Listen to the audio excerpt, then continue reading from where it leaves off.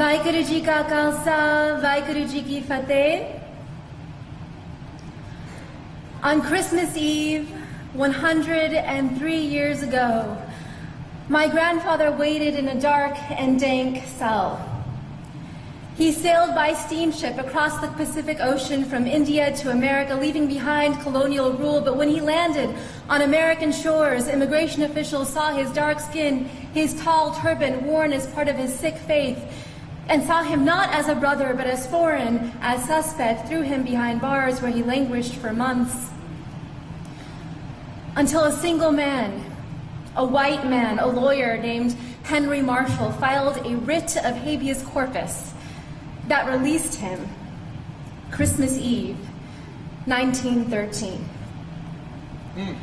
My grandfather Kehar Singh became a farmer, free to practice the heart of his Sikh faith, love and oneness. And so when his Japanese American neighbors were rounded up and taken to their own detention camps in the deserts of America, he went out to see them when no one else would. He looked after their farms until they returned home. He refused to stand down. That's right. In the aftermath of September 11th, when hate violence exploded in these United States and a man that I called uncle was murdered, I tried to stand up. I became a lawyer like the man who freed my grandfather, and I joined a generation of activists fighting detentions and deportation, surveillance and special registration, hate crimes and racial profiling. And after 15 years, with every film, with every lawsuit, with every campaign, I thought we were making the nation safer for the next generation. Mama. And then my son was born.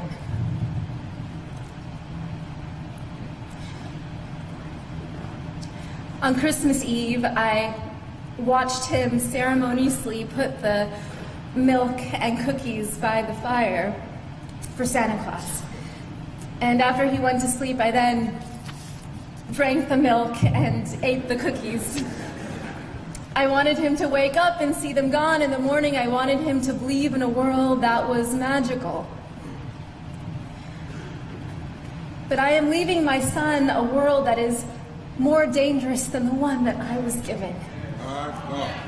Because we are raising a brown boy in America. A brown boy who may someday wear a turban as part of his faith. And in America today, as we enter an era of enormous rage, as white nationalists hail this moment as their great awakening, as hate acts against Sikhs and our Muslim brothers and sisters are at an all-time high, I know that there will be moments, whether on the streets or in the schoolyard, where my son will be seen as foreign, as suspect, as a terrorist.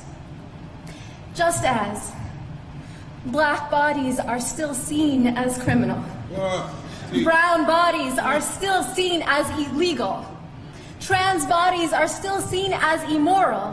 Indigenous bodies are still seen as savage. The bodies of women and girls seen as someone else's property. And when we see these bodies not as brothers and sisters, then it becomes easier to bully them, to rape them, to allow policies that neglect them, that incarcerate them, that kill them. Yes, Rabbi. The future is dark.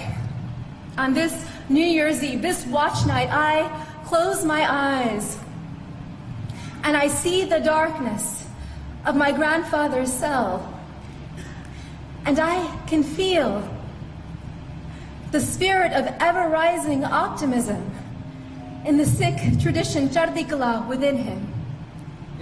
And so the mother in me asks, what if?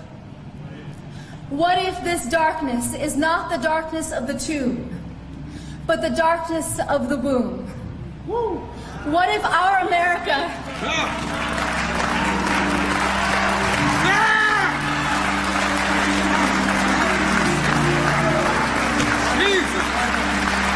What if our America is not dead, but a country that is waiting to be born? What if the story of America is one long labor?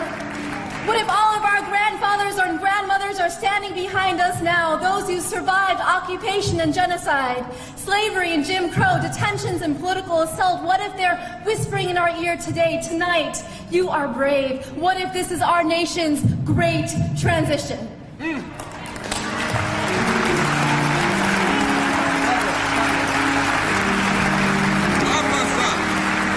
What does the midwife tell us to do? Breathe. And then, because if we don't push, we will die. If we don't push, our nation